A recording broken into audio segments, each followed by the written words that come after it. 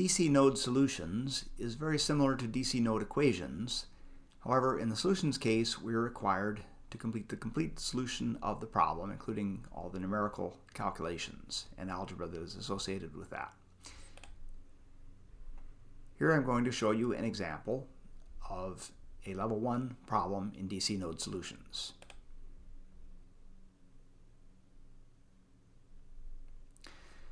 So our first step, as in any node analysis problem, is to pick a suitable ground. In this case, I always want to try to pick the ground connected to as many different things as possible. So I observe that the black node here is connected to 5 different elements, where the other nodes are only connected to 3. So clearly it would be much better in terms of simplifying the equations to connect to that node. So I'll place it there. There are no voltage sources here, so that's not a consideration. Okay, there's the instructions, which you can review if you have questions about what you need to do. So you'll notice here we're actually being given the KCL equations. We don't have to find those in this types of problems since you've already done that in DC node equations. What we do need to find are the SOT variable equations. So in this case I have a SOT voltage, a SOT branch voltage V0 that I need to find. So I'll write that type of equation. So V0 is going to be equal to, in this case I see that it's going to be V1 minus V3, so I'll use this term. There's V1 minus V3. Check that, and that is correct. So now I've written all of the necessary equations to solve this circuit. So I'll click No More Equations. And now this is where the new steps begin. And it says that I need to combine the coefficients of each variable and all the constants in all of these equations that I've written, except for the SOT variable equation, into a simplified form. And that's what I'll be doing on the next form. The SOT variable equation will only come in to play at the end of the problem. So here I'm being asked to enter simplified nodal equations, that is in a standardized form, where I basically put in the coefficients for each of the 3 variables, V1, V2, and V3, as well as the constant term for each of my 3 equations that I've generated, which in this case are only KCL equations. Again, the SOT variable equation is not entered here. So for V1, I see that I have 1/3, and I also have a 1, so that would add to 4/3, or 1.33. And I'm going to enter a total of 4 digits, just for the sake of accuracy, and to avoid any problems. There is no V2 term here, so that will remain a 0. For V3 in the first equation, we see that we have -1, so that'll just be a -1. And for the constant term, well, the 6 amp term is going to come over to the right, and so that will just give me 6 here. Notice that I don't try to enter units in the simplified equations. So that completes the first equation. Now I look at the second equation, and I see, okay, there is no V1 term, so that'll remain 0. V2, I have 1/4 plus 1/8, so that will be 3/8, or 0.375. And then for V3, I have a -1/8, so that will be -0.125. And then the constant term in this case will be a -7 after I subtract the 7 amps from both sides of the equation. So that will now be -7. For the third equation, for V1, you can see that I have a -1 coefficient. For V2, I have a -1/8. It's the only V2 term, so that's going to be -0.125. For V3, I have a 1, and I also have a 1/8, so that'll be 1.125. And then for the constant term, subtracting 3 from the right-hand side, that'll give me a -3. So that should complete the simplified equations. Now, I will simply check that here. And before I do that, let me point out that you do have the option to actually go straight to the final answer and enter the value of V0. So if you prefer to skip all of this, you have the option of doing that just by clicking on this button. So I'll demonstrate that. And it asks me to confirm. And and it asks me this value. Now, if I decide, well, maybe I can't get the right answer here right away, I can go back to the simplified equations. In this case, it has erased the values I entered, however, so I will have to reinsert those very quickly. You, of course, won't have that cheat button, but I'm taking advantage of that here. And now I will just proceed normally. The advantage of checking this, of course, is that if you just go to the end, you may not know where you made a mistake. If you do everything on paper, you have that option, but then you won't get any feedback on the individual steps, and therefore you may not know what you did wrong, and it may be very hard then to get the right answer without going through these individual steps. So that's why we normally have you go through the individual steps. So I'll check these equations. These are correct. Now it says that I've had those printed on the form there, as you see. And next step is going to be to enter these into a matrix form. So as hopefully you're familiar, a matrix form is simply a different way of writing the simplified note equations. So for example, the coefficient of v, this first equation, I would have a coefficient of 1.333 here, the second equation a coefficient of 0, and a negative 1, and this would multiply the v1, this would multiply the v2, this would multiply v3, and then the right-hand side would be over here, so that would be a 6. And then the second equation would correspond to the second row in the matrix equation, so I'd have these three coefficients going there, and then I have the negative 7 over here, and finally I'll have the negative 1, negative 0.125, 1.125, and the negative 3 here. So normally I am given a button to copy that just to avoid having to retype all of it, but it is important to understand that each row of the matrix equation does represent one of the equations that you've already written. So I'll just copy those now, and those will necessarily be correct, but I will check them. So now it's going to give me some instructions about how to go about solving it. And it basically recommends, in this case all I have is KCL equations. If I had some simpler types of equations, I might want to substitute those in. But basically, I never want to be solving anything larger than a 3 by 3, which is what I have to do here. And of course, there are various ways of doing this. One could solve this using MATLAB, certainly. One could do it probably on a calculator. Or we can do it by hand. Now, when it comes time for a test, your instructor may not allow you to use calculators, for example, to solve a matrix equation. That would be up to them, and you can ask what they allow or don't allow.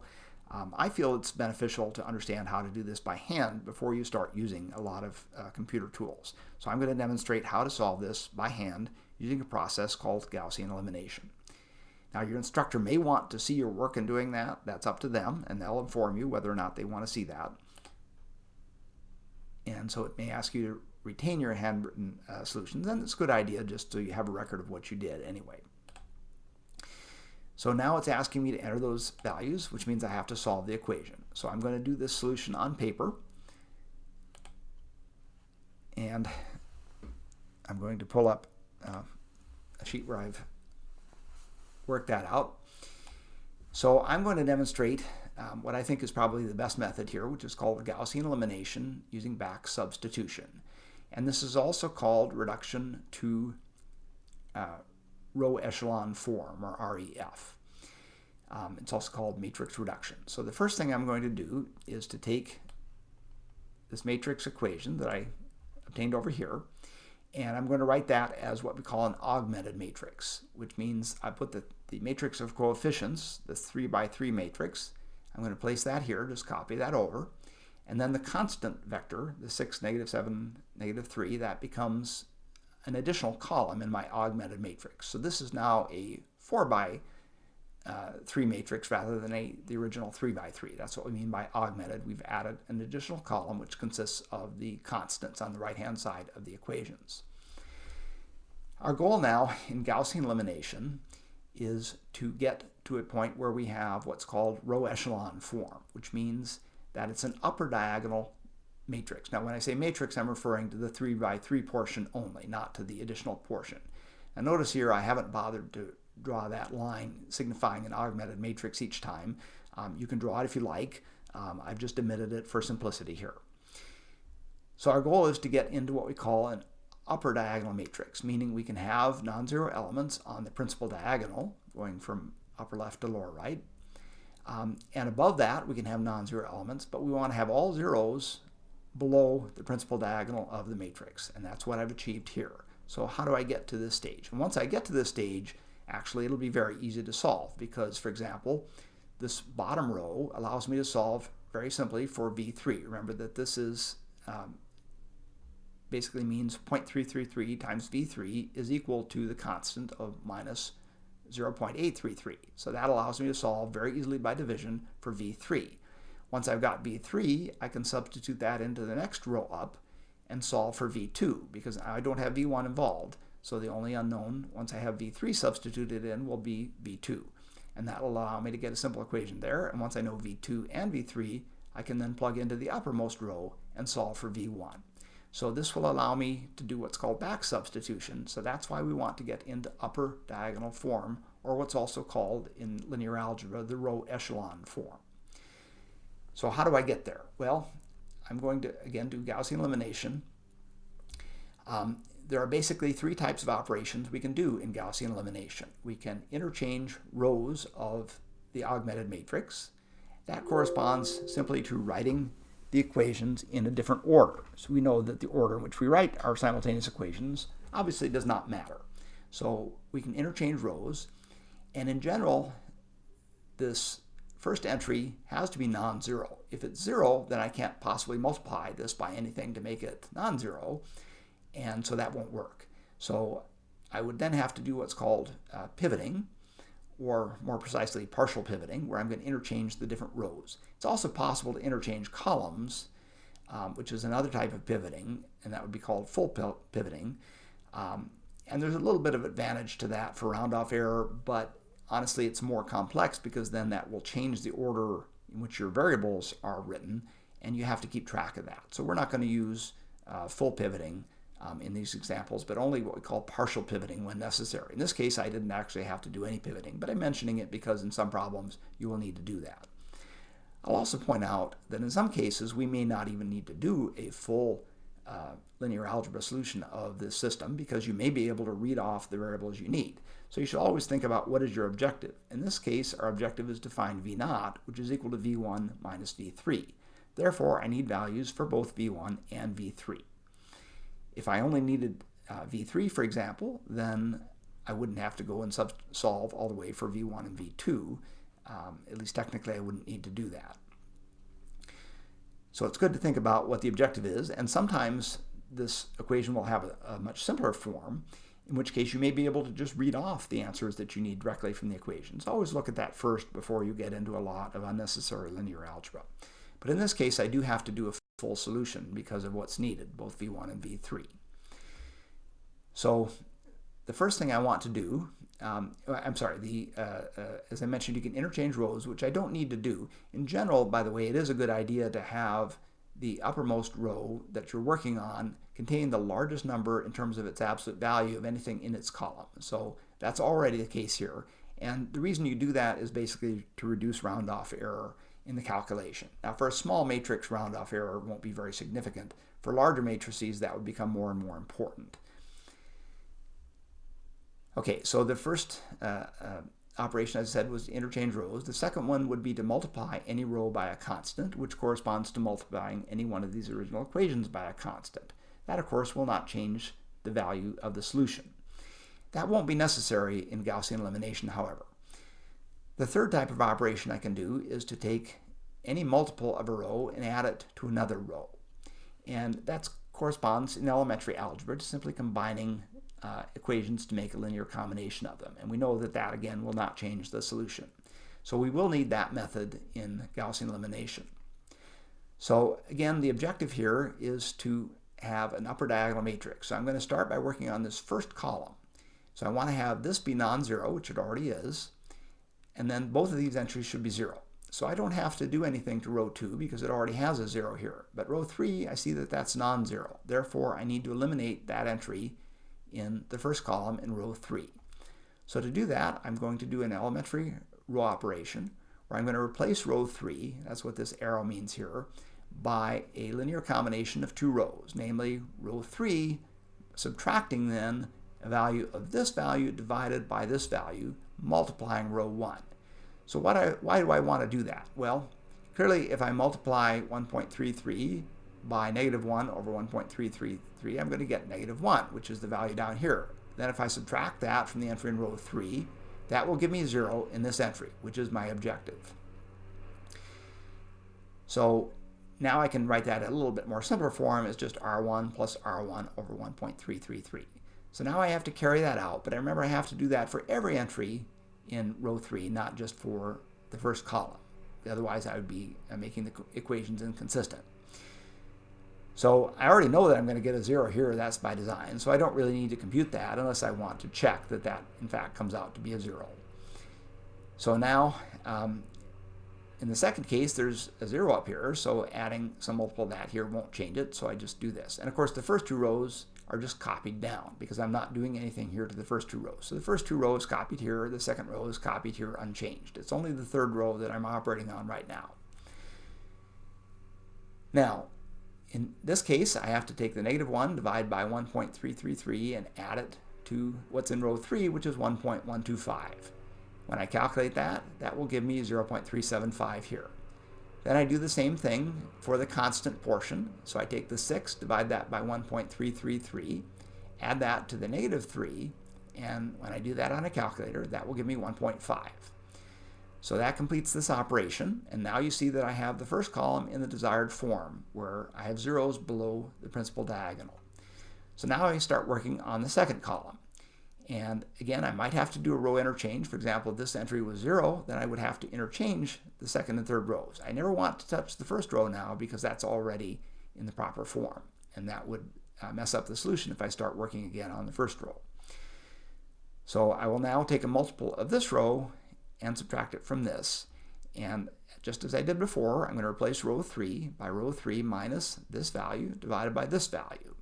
And clearly when I multiply this ratio times what's in R2 for this entry, if I multiply 0.375, I'm going to get negative 1.125, which is what we have down here. So if I subtract that from this row, that's going to make this 0 as is desired. So that's the correct type of operation that I need to perform. And that's equivalent, if you look at the numbers here, to just saying R3 plus R2 over 3 is going to replace R3. So now we do that, and we already know that this one is going to be 0 by design. Of course, I could check it if I want to make sure. And then I take this entry minus 0.125, divide by 3, and add it to 0.375. And when I do that math, I'll come out to 0.333. And then I do the same thing for the constant column. So I take this, negative 7, that's in my R2, divide by 3 to get negative 7/3, and then add that to 1.5, and that works out to negative 0.833, and then that's actually a repeating decimal. So now I've achieved the objective of my row echelon form, which is upper diagonal, and now I can simply do what we call back substitution to find the values of all 3 variables. So looking first at the bottom row, I see that V3, since this means 0.333 times V3 equals this value, which is the constant term of negative 0.833, that means V3, by simple solution, is going to be the negative 0.833 divided by 0.333, and working that out on a calculator, that gives me negative 2.5, and I add the unit there of volts. Now I take this value and substitute it into the next row up, which involves only V2 and V3 by virtue of its being upper diagonal. So here I have this term I want to put on the right-hand side since V3 is now known. So I add 0.125 to the right-hand side times the V3. So there's my 0.125 times the V3 value, I insert it here. And then I still have the negative 7 that was already on the right-hand side. And then I have to divide by the coefficient of V2, which is 0.375. So that's what we call the back substitution. Computing that, then that'll give me negative 19.5. And just to demonstrate that computation, I'll just show you on a calculator here. So we'll just put a couple of parentheses there, 0.125. And this is being demonstrated, by the way, on a TI 84 Plus. But it'll be similar on most calculators, times a negative 2.5, and we'll close parentheses there. In fact, I didn't really need this inner set of parentheses due to order of operations, but I'm just including them to make it clearer. So I subtract the negative 7, close parentheses there, and then divide by the 0.375. And I'm assuming most of you already know how to do the calculator examples, but I'm just showing you one as an example. Hit the enter key, and that does indeed give me the negative 19.5 value. And the other calculations, of course, are all similar to that, so I won't show them. Okay, so coming back to that, I have that. Then I substitute these values into the first row. And in fact, I don't really need V2 because it has a 0 coefficient. And again, I want to get everything over to the right-hand side. So I'll add 1 times V3 to the right-hand side of 6. And 1 times V3 is just negative 2.5. I didn't show it being multiplied by 1 here, but of course it is. So it's really the same form as this. And then just do that calculation, which is very simple on a calculator. That'll give me V1 is 2.625 volts. So now I've computed all these values. So now the next step is simply to enter those into Circuit Tutor. So for V1, I'll type 2.625. For V2, I have negative 19.5. And for V3, I have negative 2.5. Now, I can just check the answers here, but if you were working this problem on a test, for example, you wouldn't have this kind of ability. So how would we know that we actually did this correctly and didn't make a mistake along the way somewhere? Well, we could simply go back to the original simplified node equations, or if we weren't doing this in Circuit Tutor, we could even go back to the original equations, which would be more reliable because that we might have made a mistake going from here to here. So you could even take these values and substitute them into the first equation. Make sure that that's in fact equal to 0. Then take the same values, put them into the second equation, make sure you get 0 or something very close to it, and do the same thing for the third equation. That would be the most reliable way to check. Now we've already checked in Circuit Tutor our simplified equations, so we could just put them back into the simplified version, which would be a little bit easier, and compute again that we do in fact get the appropriate numbers on the right-hand side. So that's how we would do a check normally that we've correctly computed these values. Now in Circuit Tutor, of course, I can just have it check it for me, but in the real world, you wouldn't have something like this, and so it's good to know how to check that. So that is correct. And now we want to compute the sought variable. So I'm going to go back to Circuit Tutor full screen here.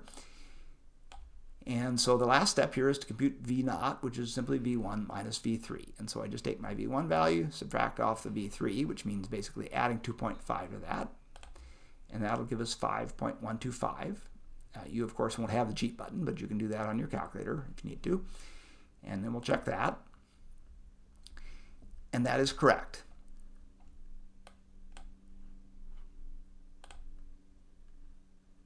Okay.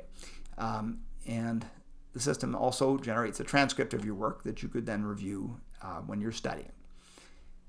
So that concludes the basic solution. Now I will, however, show you an alternative method. If you didn't like Gaussian elimination with back substitution, there's another method called Gauss-Jordan elimination, which is similar but a little bit more involved. So here's an alternative method. And actually let me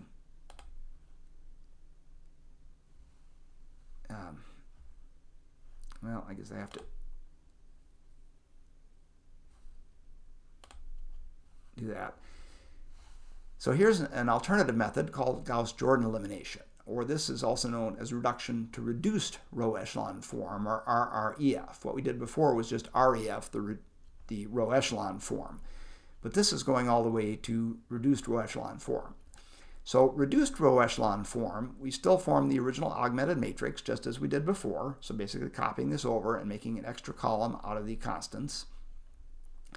But now the goal is to get to the point where the matrix on the left is the identity matrix. So now I have only ones on the principal diagonal and zeros everywhere else.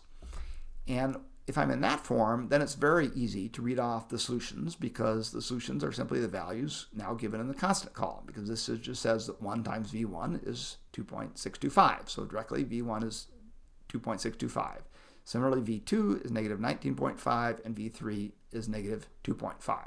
So this makes it a little easier to read off the answer. So why didn't I do this before? Well, it does involve a few more arithmetic operations than in general than going to just the Gaussian elimination with back substitution. So that's why I showed you that as the preferred method. But if you prefer to do it this way, this is also fine. So in this method, it's generally similar, except that we're also going to now normalize the first entry in each row to become unity. And that's because we want to get the identity matrix in this case, rather than doing back substitution. So in this case, then, I would actually do several operations at once, which is permissible as long as I'm not changing the row that I'm, or using the row that I'm altering at the same time. So I'm going to replace row 1 by row 1 divided by 1.333. In other words, I'm just going to divide the first equation by a constant to make the first entry unity. At the same time, the second row, I can see that that's going to be what I'm going to use as, I won't need to interchange anything, so I'll make this divided by 0.375 to make this entry unity as well. And then finally, just for convenience, I'm going to make the third row also normalized, which will make it easier to subtract. So I'm just, in this case, multiply through by -1. In other words, I'm just dividing by this value. Multiplying, dividing doesn't matter when it's -1. And that's, so I'm doing 3 operations at once here just to save a little bit of writing.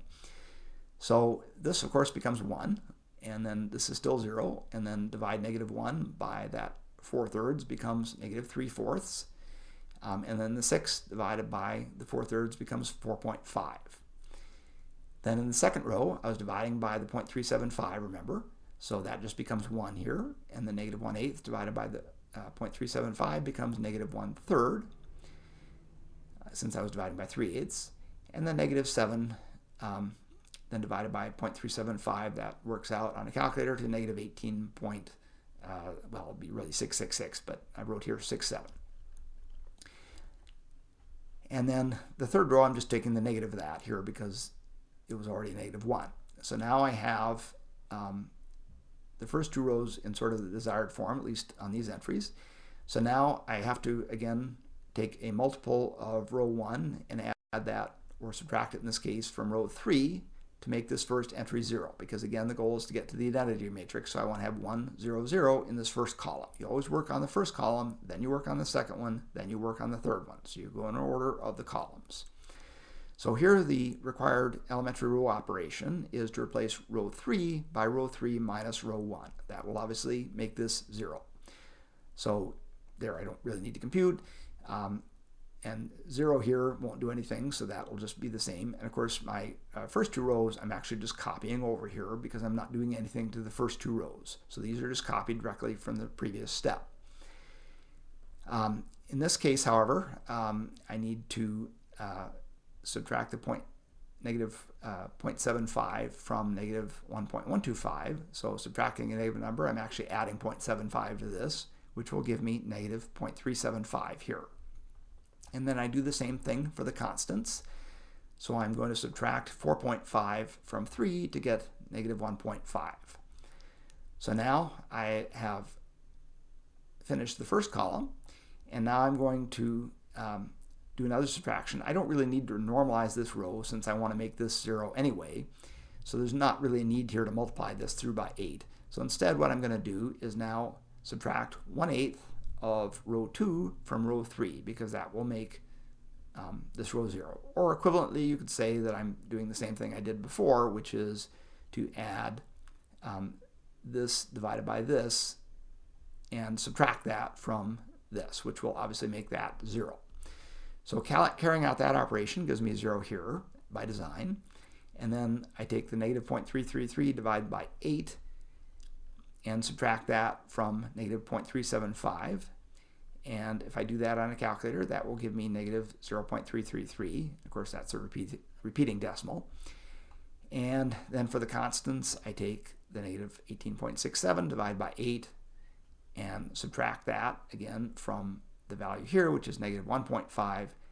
And doing that on a calculator gives me 0.8333. So now we've successfully completed the first 2 columns, so now we have to work on the third column. And this one we want to make a 1, so we just divide, of course, the third row by -0.333 and replace it. So that will give me, of course, a 1 here, and then this divided by -0.333 will be -2.5. Now I also want to get rid of the entries above the principal diagonal. So to do that, I'm going to carry out another row operation, and again I can do several at a time in this case, since that won't interfere with each other. So I'm going to subtract row 3 from row 2, because that will eliminate this value without disturbing anything over here, because it has zeros in these entries, so it won't disturb the beginning part, which I don't want to change. So doing that, then I divide this, and clearly that will make this 0. And then I have to do the same thing for the constant, so divide this by negative 0.333. I'm sorry, subtract this rather from here, and that makes 0.833 subtracted from negative 18.67 gives me negative 19.5. And then on row 1, I want to do a similar thing. So in order to eliminate this entry, I'm going to add a multiple of row 3 to it. And specifically, I'm going to add the 0.75, which is this value, divided by negative 0.333. I'm actually subtracting, but I've changed the negative sign to a plus sign so I can subtract. And that will make this value 0. And then I do the same thing with the constant. So I take this value, the 0.8333, multiply that by 0.75 over this, and add it to the 4.5. That will give me 2.625 here. And now I have achieved the entire reduced row echelon form, where I have the identity matrix next to a matrix of constants, and then I can just directly read off my answers for you on V2 and V3. And notice that these are, of course, the same answers we obtained previously. So that concludes the solution of the level 1 problem.